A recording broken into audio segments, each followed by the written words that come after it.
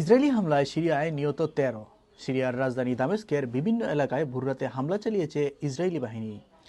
দখলদার বাহিনীর নতুন অভিযান ও হামলায় সিরিয়ায় ২ শিশুসহ অন্তত ১৩ জন নাগরিক নিহত হয়েছেন।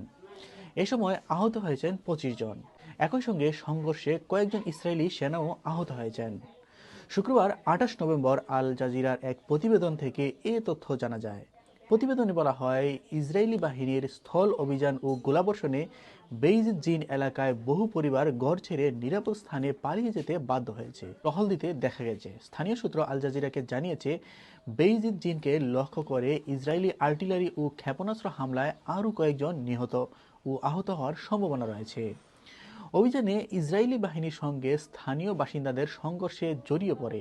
ইসরায়েলি সূত্র জানিয়েছে, তাদের ২ সেনা সদস্য আহত এবং ২ জন সিরীয় বেসামরিক নিহত হয়েছে।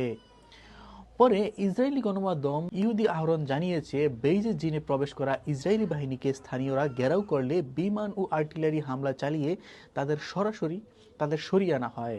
এতে সিরীয়দের প্রাণহানি বেড়েছে। পরবর্তীতে জানা গেছে, ইসরায়েলি আহত হয়েছে এবং তাদের ৩ জনের অবস্থা গুরুতর। পরবর্তী সংবাদ। সুদানে সহিংসতা থেকে পালাতে গিয়ে পরিবার থেকে বিচ্ছিন্ন শত শত শিশু।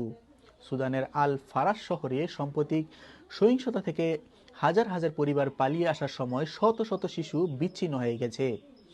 জাতিসংঘ জানিয়েছে, প্রতিদিন শিশুরা পরিবার ছাড়া একটি শরণার্থী শিবিরে জড়ো হচ্ছে। গত অক্টোবরের শেষের দিকে আধাসামরিক র্যাপিড সাপোর্ট ফোর্সেস ফাসুরে ব্যাপক গণহত্যা চালিয়ে সেনাবাহিনীর কাছ থেকে শহরের নিয়ন্ত্রণ নেয়। শত শত মানুষকে হত্যার পর ১ লাখের বেশি মানুষ পশ্চিম দারফুর আল ফাসুর থেকে পালিয়ে যান। জাতিসংঘের শিশু সুরক্ষা সংস্থা ইউনিসেফ ২৬ অক্টোবর থেকে ২২ নভেম্বরের মধ্যে শহরটি থেকে প্রায় ৭০ কিলোমিটার পশ্চিমে অবস্থিত তাইলার একটি শরণার্থী শিবিরে ৩৫৪ জন শিশুর আগমন রেকর্ড করেছে, যাদের সঙ্গে পরিবারের কেউ ছিল না।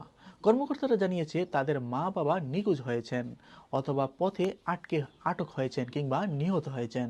শুক্রবার ২৮ নভেম্বর ইউনিসেফ জানিয়েছে, গত মাসে ৮৪ জন শিশুকে তাদের পরিবারের সঙ্গে পুনর্মিলন করা হয়েছে।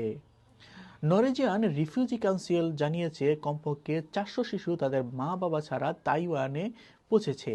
কিছু শিশু তাদের বর্ধিত আত্মীয় স্বজন, প্রতিবেশী এবং অপরিচিতদের সাহায্যে ক্যাম্পে যেতে পেরেছে। রিফিউজি কাউন্সিল আরও জানায়, তাদের শিশু ক্ষুধার স্পষ্ট লক্ষণ এসেছিল। অনেক শিশু ক্ষুধার স্পষ্ট লক্ষণ নিয়ে এসেছিল। তারা অত্যন্ত রোগা ছিল, দুঃস্বপ্নের বর্ণনা দেয়া বা মারামারি করা সহ মানসিক যন্ত্রণায় ভুগছে। সেনাবাহিনীর সঙ্গে আরএসএফ এর সংঘাত শুরু হয়েছিল ২০২৩ সালে। বিশ্ব সংস্থা জানিয়েছে, এই দীর্ঘ লড়াইয়ে কমপক্ষে ৪০,০০০ মানুষ নিহত এবং ১,২০,০০,০০০ মানুষ বাস্তুচ্যুত হয়েছে। তবে সাহায্যকারী গোষ্ঠীগুলো বলছে, প্রকৃত মৃত্যু সংখ্যা অনেক গুণ বেশি হতে পারে। আরএসএফ মূলত আরব নাইজেরিয়ান জানজাইদ যোদ্ধাদের নিয়ে গঠিত। তারা ২০০০-এর দশকে দারফুরে তৎকালীন সরকার সমর্থিত এক গণহত্যা অভিযানে জড়িত ছিল বলে অভিযোগ রয়েছে। সেই সময় প্রায় ৩ লাখ মানুষ নিহত হয়েছিল। বন্ধুরা, সংবাদটি এ পর্যন্তই। পরবর্তী সংবাদ দেখার আমন্ত্রণ জানিয়ে এখানেই শেষ করছি। আসসালামু আলাইকুম।